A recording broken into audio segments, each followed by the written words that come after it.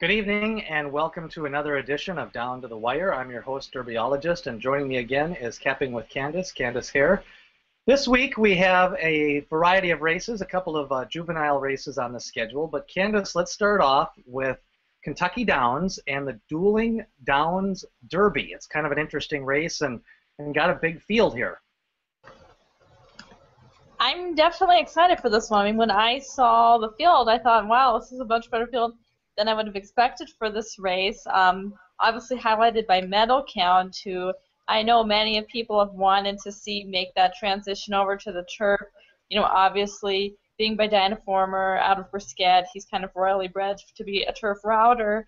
So it's interesting to see him making that transition over. We definitely know that he wants to go far, as we saw with his good run in the Belmont over a mile and a half. So he's interesting here, though I do think that he'll probably go off favorite. I mean, it seems like this is a move that many people have been wanting to see from him. We also have Global View here, who seems to be running in all the big kind of turf grade ones lately. I'm not sure how I feel about him in this spot. I don't think he's going to stay the distance, and so I'm kind of confused why he's here. I do think Global View is a fantastic miler, but I think he's shown in both the Belmont Derby and the Secretariat now that he just doesn't really want to go this far. So, you know, he's one who I kind of would stay against. For me here, I'm going to go with Can't Help Believing. Now, this is a horse who I've talked about a few times on here. I've talked about on my blog as well. When I talk about, you know, these 3 old turf races, I've kind of said on here there were 2 races throughout the year that I view as key races. The first being the Palm Beach Derby, which was at Gulfstream in March, and then the other being the Pennine Ridge that was over at Belmont. And he ran in both of them, and the progression that I've seen from him coming from the Palm Beach to the Pennine Ridge was massive. And, you know, he ran an allowance last time out, kind of opting for a little bit softer comeback off of a little bit of a layoff there, and I thought he ran extremely well. This is a horse who, you know, I think definitely wants to cover a distance of ground when she's going to get here. He's actually on a little bit of a cutback. So, you know, I think this is, you know, the type of distance that he absolutely would want. His speed figures aren't the best, but he's the one who I think really, truly wants to go this far. And of all the horses here, I just think Can't Help Believing is the one who is still improving and is kind of still showing us a little bit more. It's an interesting race. I think a lot of people forget, you know, with the Kentucky Downs, you have the rolling hills and you kind of have a different course layout. It really becomes a race for stamina, and that's even without the distance. Couple of my notes, you know, I really like Can't Help Believing. I can see why you go there. You know, his maiden breaker back at Gulfstream was very impressive in January. I also agree, I don't see what the plan is with Global View. I think he's a classy horse, but his last 2 races, like, he figured in those fields, and when he didn't fire, I just think he's going a little bit off form. He has been in training since February, so maybe it's just been a long campaign. So I don't really like him at this distance. Medal count of the 3 of those, I'm really anti-medal count. I like the horse, and I still think he has some potential on the dirt and as a distance horse, but I think, you know, coming off a subpar Haskell, which whether Barron won the race or not, he didn't really run his race that day. And I also think he runs his best races near the pace, so I'm not liking him. Horse that I ended up going with is a horse called Woodfield Springs. The mare was a Grade 1 winning mare on the turf, and this horse has been running all the dances. This is the type of race that George Arnold, known to get he wins with a lot of maidens at route distances, and he wins a lot of races at Keeneland over the last few years in the Poly. And not that this is Poly, I just think he always has his horse in shape. So I think at a 10 to 12 to 1, I think this horse has a shot. I can definitely see where you're coming from there. Another one that was worth mentioning, I think, too, is Afleet. This is a guy who definitely likes to go far, as he's shown in his last 2 runs. 2 back, he finished second to Can't Help Believing in that allowance at Saratoga. And, you know, although the margin of victory is a little bit deceiving, Can't Help Believing, you know, even though he only won by a length and a half, he won very, very easily. Afleet came back to win, going a mile and a half in, you know, going wire to wire. So this is a guy that if they go a little bit slow early, which, sometimes happens in these kind of longer distance races, he's one that it might be a little bit dangerous to let him go out front. Yeah, and I did want to quick get a mention just because for pedigree people, the last 3 weeks we've seen an English Channel run well, and he looks a little outclassed, but this Pumpkin Rumble, I mean, there's nothing wrong with him. I mean, those English Channels seem to run all day, and to me, like you say, I think it's going to be a slow pace. Another thing I also think it's important to highlight is it kind of becomes a little bit of a jockey's race because, like Drayden Van Dyke coming in, like he's a 21-year-old kid, now he's going to go a mile and 5/8, running up and down hills, coming from the West Coast. Like, do you want to take 4-1 on that type of scenario? Victor LeBron ran at this meet the last couple of years. He's a Midwest guy.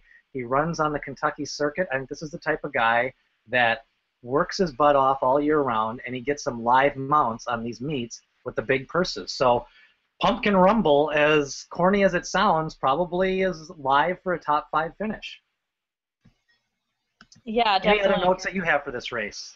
No, I mean, I think we have it covered. For me, I'm kind of looking at it as Can't Help Believing to me is absolutely the standout. I've kind of been waiting for him to be stretched out in these last couple races, so he's definitely the one I'd have on top. Underneath, I like my Afleet, and Medal Count I do expect to run well, but I don't think that he's a shoo-in for the win here by any means, like a lot of people seem to.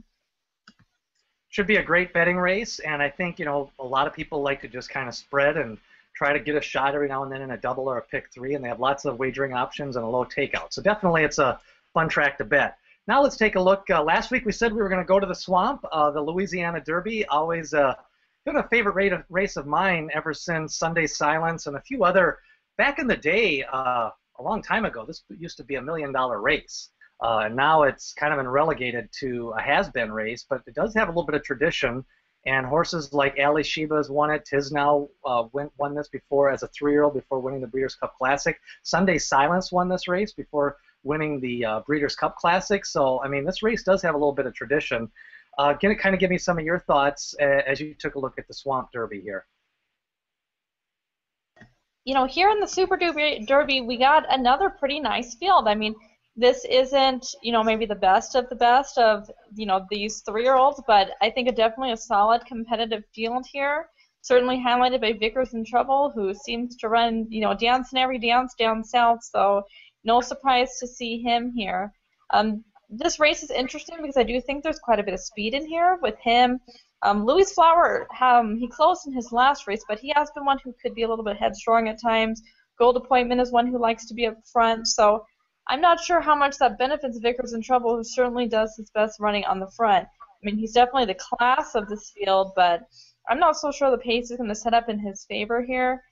For me, I really like East Hall. I mean, this is a guy who it just seems like, nobody gave him any credit down at Gulfstream when he closed late to finish 5th, I think, in the Florida Derby. Oh, and I remember. One person by the name of Candice gave him credit in that race, so don't say nobody gave him any credit. Okay, only me, and I got a lot of flack for it, that day for saying, he did close on what was a speed bias track, and he's come back since then to run really well. Finished second to CZ on the slop down at Gulfstream, and CZ's done all right for himself lately too.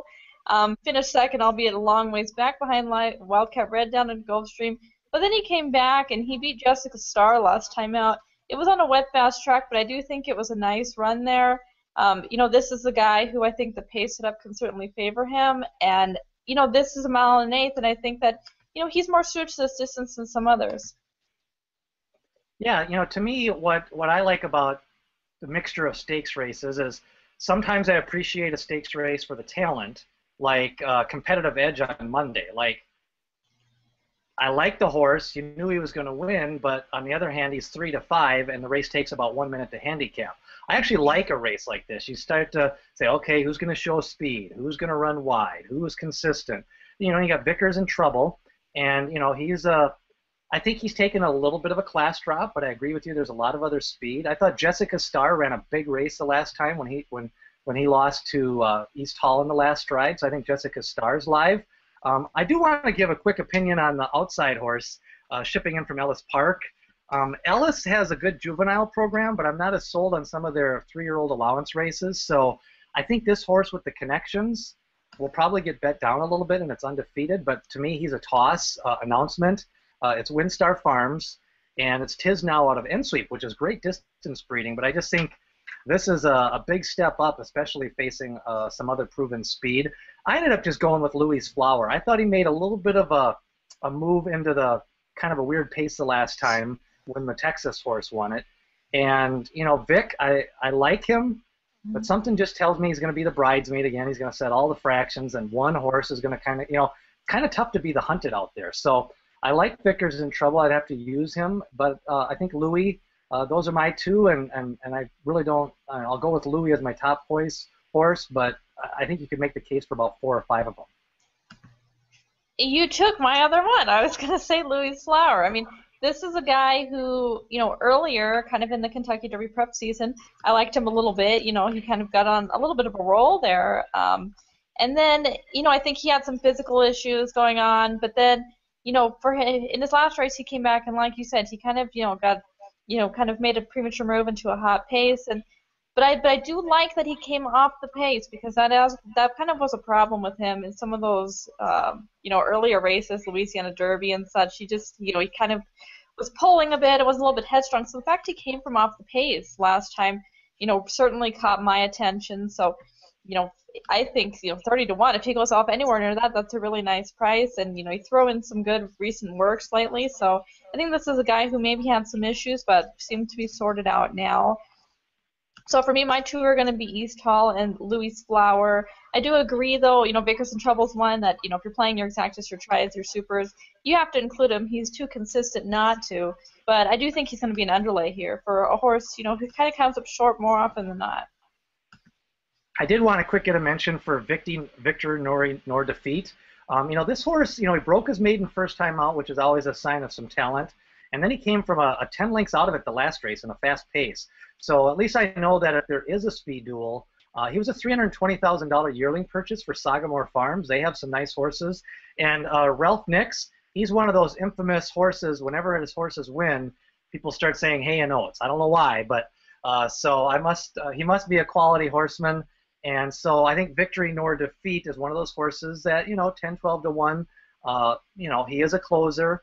He's got a pedigree by Unbridled Song out of an affirmed mare. So, I mean, there's some names there that are not only just big names. They're, I mean, affirmed as a broodmare sire is a solid broodmare sire. So I can see why that's why they paid 300 and some thousand for that horse. So wide open race. Again, I'm going with Louis and Vickers kind of as my top two, and then my third one would just be Victory Nor Defeat.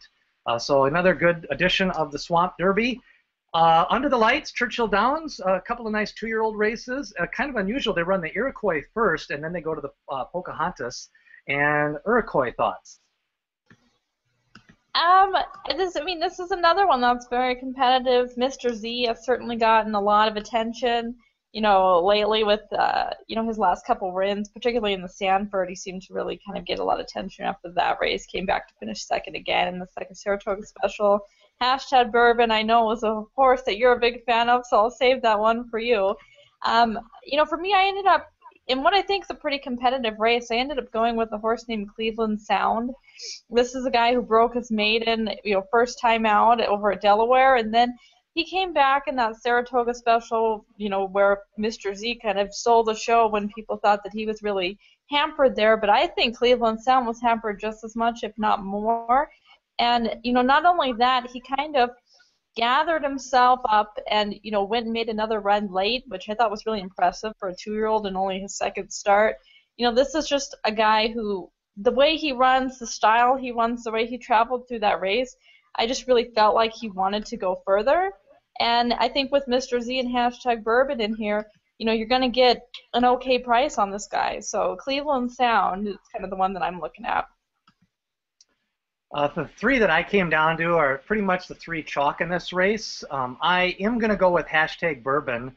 You know, he faced Mr. Z in that maiden race, and the reason why I really liked him in the mountain was he had a ton of trip trouble in that race. He had about 3 different trip comments, raced wide, galloped out well, was steadied on the backstretch, and then validated that form, came back and won by 4 up in the mountain. But he did it impressively, and he can come from off the pace, from this first crop of Super Saver, who's already had a couple of nice ones out east.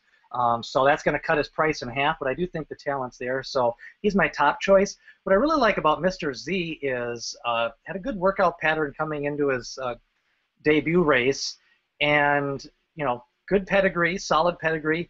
But Zayat Stables posted a workout way back from like March when he did a training race, and it's just something I noticed in that workout. There was like 2-3 horses. They were kind of just, it was just not, it wasn't even an official workout. It was just a training race. And like halfway down the lane in a training race, he dusted his 2 opponents. And I just remember, like, this horse gets it. Like, he knows what rate, like, there's horses that just are one-dimensional speedballs. They're fast, but they don't know how to race. And this horse has shown in both his races that he knows how to race. He's split horses a couple of times. He's had horses next to him. So I really like this horse, and I think this horse is going to make a lot of money. He could win this race. Like I say, sometimes getting 3-1, if he's 3-1 and hashtag Bourbon 7-2, sometimes I bet 2 horses to win. The third one is I do want to mention is Bold Conquest.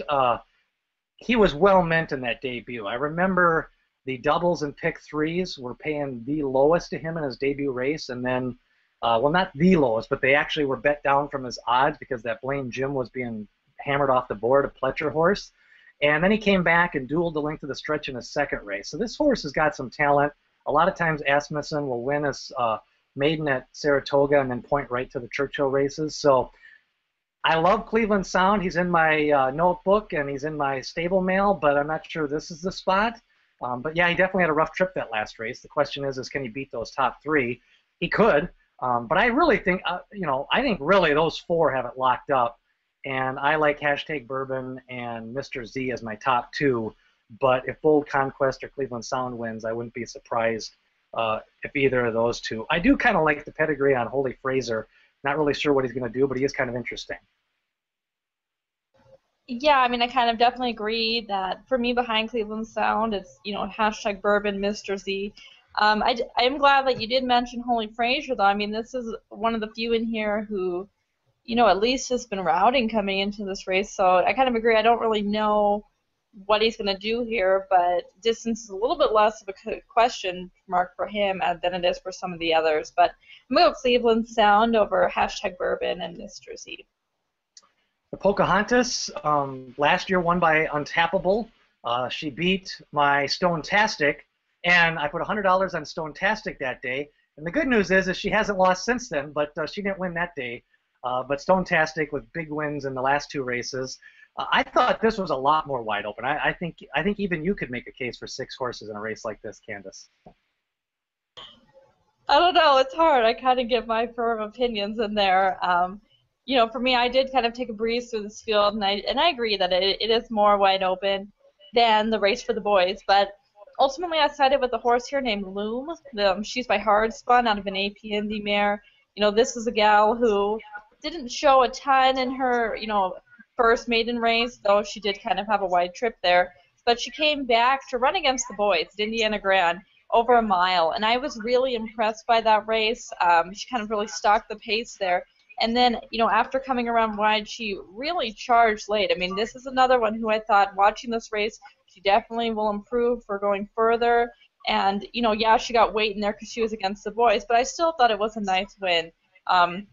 Big step up in class here, that's for sure, being that she's still a maiden. But there was just something visually I really liked about her in that race. So I'm definitely interested in seeing her in this spot. Couple of horses that I was looking at here. One, you have to take a long look at Cristina's journey. A couple of reasons. This is Dale Romans. This is his home track. His horses always run huge in these 2 fall meets at Churchill Downs. And this horse obviously was well meant. He's by Any Given Saturday out of a Dixie Union mare. Was hammered at the windows in his debut race. Won by 4 lengths at Ellis. Couple of workouts. Enters right into here. He was nominated. So obviously this was a race they were trying to break their maiden at Ellis and go into the here with a 1-for-1 horse. And you got to remember, horses like Medal Count and Ride on Curlin and in the past a couple other horses of Romans have started their careers at Ellis Park. Like, he's not that concerned about getting that monster $93,000 purse. He's He's more concerned about getting a win so that he doesn't get shut out of the race, because a lot of times these races overfill. So I kind of agree with that. I mean, we saw a little bit of that today at Del Mar. You know, that obviously that race was loaded. 5 horses come out of there, and they run 1, 2, 3 in the futurity. So, you know, sometimes you can just get caught in a loaded race, and then you still got a maiden for 3, 4 more races. So I think that's what he did there. I went with this horse on the outside, True to You. It's a Midwest thoroughbred horse, same guys that won with the Pizza Man when he delivered a few weeks ago. But you know, speed figure wise, and even though I'm not a speed guy, he visually looked good. And he's by Scat Daddy, and the bottom line is Scat Daddy 2-year-olds can run on the dirt for some reason. They don't really make it as a 3-year-old on the dirt, but 2-year-olds are precocious, they're small, they're light framed, and they develop early. They develop right into their frames. He ran a 57-2. It's owned by Good Connections, and Tom Amos wins races at Churchill as well. So I went with him, and then Christina's Journey kind of is my top 2. One thing I will say about Christina's Journey that, you know, put me off a little bit, I definitely agree with everything you say about the pedigree and the connections and that they're probably pointing for this race. But one thing I will mention is that, you know, in that maiden win of hers, she went wire to wire and not the fastest of times around on a track that was that at least was noted on time form as being very speed favoring. So maybe it looks a little bit better than what it really was. Another one I wanted to mention is Phoenix Park. This is a Looking Out Lucky out of a Proud Citizen mare. I thought ran really nice in debut. Was at Parks to win there. Came back in the Adirondack, and you know, I think she really ran her race before she ever got out of the gate. She was really fractious in the gate and just didn't have it there. You know, that's a race that maybe I would draw a line through. You know, perhaps not a win threat, but this might be a horse who could definitely, you know, improve off what we saw from her last time out. Also, just wanted to say, you know, Take Charge Brandy, nothing wrong with her. If she were to win, I wouldn't be surprised. Definitely throw out the last race. That's just the way Lucas does it. He's not afraid to run them, and 10th place finishes mean nothing to him. He'll just turn right around and wheel around. The breeding's still there, and her first 2 races were good enough to be competitive here. Just not sure where she fits in this, and I think her price is going to be underlaid, so I don't see any reason to bet on her. But she's definitely pickable. So I guess to me, she's pickable, but there's not going to be a price. So then you have to make your decision. Do you want to just take her or kind of pick some other guys that may have some higher odds? I kind of see a slow pace in the fillies race and a little bit quicker pace. I project a lot quicker final time for the boys than the girls. I think there's some pretty good talent in the boys' race. I just think the girls are more evenly matched in this one. Yeah, I agree. And it certainly seems like here in the girls' race, too, there aren't, you know, as many horses coming in here off of, like, wire-to-wire victories in the past. We see a lot more horses who've rated kind of in their more recent races. Like I said, I'm going to go with Loom on top. I'm going to go with that over Take Charge Brandy. I agree that I wouldn't be super surprised if Take Charge Brandy won here. I definitely think this is maybe a little bit of a class drop for her, but I agree that she's going to definitely be an underlay in this spot. So I'm going to go with Loom on top for that reason. Great lineup of races. The Super Derby should be a good betting race. I think the Dueling Downs is always a race to watch. And then I think Under the Lights, Churchill got a nice card, and you know, I think there's some talent in both of these races that you know, down the road they'll still be running in other graded races. So next week we've got another, you know, now we get into the Belmont Fall Meet, and then we also get into Churchill Downs will have some more stakes races and some more juvenile races coming up next week. So some more races to dive into. That's going to do it for another edition of Down to the Wire.